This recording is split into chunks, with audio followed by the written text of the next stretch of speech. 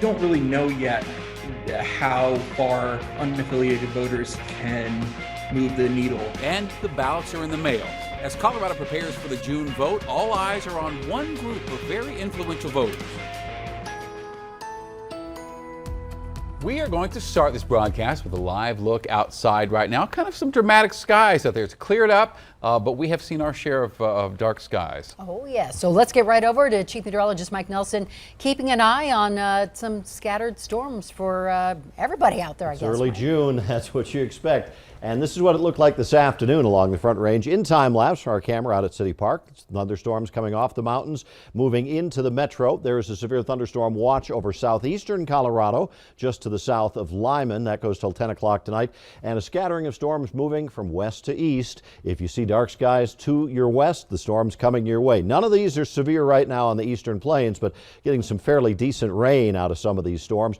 Southeast Colorado is getting some decent hail with some of them. So we'll get thunderstorm activity around here. I don't think we'll get a lot of severe stuff for the Denver area, but there'll be more chances this week. Scattered evening storms, dry during the morning tomorrow. Severe storms are possible in the afternoon. Coming up in the 7-day, it turns hot and dry as we head for the weekend. All right, now let's talk about the Colorado Avalanche, who are just one win away from the Stanley Cup Finals. Of course, up first, they have to beat the Oilers tonight in Game 4 of the best-of-7 series of the Western Conference Finals. Denver 7 sports anchor Nick Rothschild live once again at Ball Arena. So, Nick, Avs are going into Game 4 without a key part of their lineup here. Yeah, guys, reports out of Canada tonight suggest that Nazem Kadri had surgery to repair an injured thumb sustained during that crazy, nasty hit by Evander Kane early in Game 3, and it's unlikely that he will be available for the rest of the postseason, or at least that's what the reporter was suggesting. Now, Naz spoke for himself, kinda, sort of, via Instagram, saying, yeah, we'll see. These hockey guys are built different. I wouldn't be surprised if we see Kadri return for the Stanley Cup Finals if the Avalanche can sweep past Edmonton tonight. But in order to do that, they're going to need continued excellence from the guy that'll likely be filling in for Naz, JT Compher. We're going to need him going forward to be a difference maker like he is, and that doesn't mean scoring goals. He's been great all over the ice. He's such a steady, good two-way player. It's awesome to see him have this success offensively, but we need him to keep killing and winning big draws and being a pest out there, and he's been awesome. I think just sticking with it, shooting the puck a bit more. More shots in the last few games than I had earlier in the playoffs, but it's about defensive hockey first on the road, checking, being above pucks, making sure we're winning the lines. It's not fancy at all, but it's effective. Now, the good news is Compher has been just about the Avs' most productive player over the last 4 games. He scored that game winner on Saturday, and he scored twice to eliminate the Blues last round in Game 6. And while Compher will be sure to see some increased ice time tonight in Edmonton, Coach Bednar says he's got lots of matchups he'll like to play, so he's probably going to be getting into his bag of tricks, playing a game of chess against Edmonton in Game 4 tonight. Reporting from the fan party here at Ball Arena, I'm Nick Rothschild for Denver 7 Sports. It's going to be fun. All right, thank you, Nick. And the Broncos now getting closer to selecting a new owner. The deadline for the second round of bids was about 2 hours ago. And Denver 7's Broncos insider Troy Rank explains who the likely winner is and when we might know for sure. The Broncos remain on the auction block, and the second round of bids came in this afternoon, and they are believed to be getting closer to a conclusion. Rob Walton of the Walmart money is considered the favorite. His bid could be upwards of $4.5 billion. Talking to a source, they just shook their head at that figure. There are others still involved: Josh Harris, the owner of the Sixers and Devils, Jose Feliciano, and Matt Ishbia. But Walton remains the clear frontrunner. The bidders have all toured UC Health Training Center and the stadium in recent weeks, met with executives, and met with Coach Hackett. Hackett told us today, whoever wins the bid, this franchise will be in good hands. After talking with everybody, I think they all have an amazing passion and want to be part of this league. and they want to be part of a team. And I think that's something that's really beautiful. You know, they want to come to win, and they want to do something great here. And so whoever it is, I think we're going to be very grateful. At the current pace of the process, a source told me they expect a new owner could be in place this month and certainly by the opening of training camp.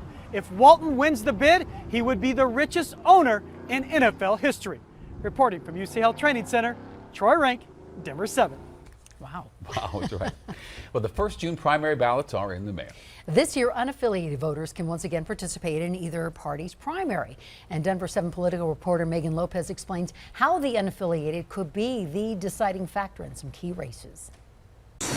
It's been a trend in Colorado for years. More people who register to vote aren't picking red or blue, but registering as an unaffiliated voter. So much so that they now make up the largest voting bloc in the state, 45% of all voters. Since 2018, unaffiliateds have been allowed to participate in party primaries. They're sent 2 ballots, one Republican, one Democrat, but they have to pick only one. In 2020, And about 1 out of 4 voters were unaffiliated. unaffiliateds made up 38% of the vote in the Democratic primary and 25% in the Republican primary. This time around, that could change. We have several contested races on the Republican side, very few, if any, on the Democratic side. Races for the U.S. Senate, the governor, and congressional districts are all disputed on the Republican side, while most Democratic incumbents are unopposed. The question now is whether those unaffiliated voters will turn out in enough force to determine who gets the nomination. We don't really know yet how far unaffiliated voters can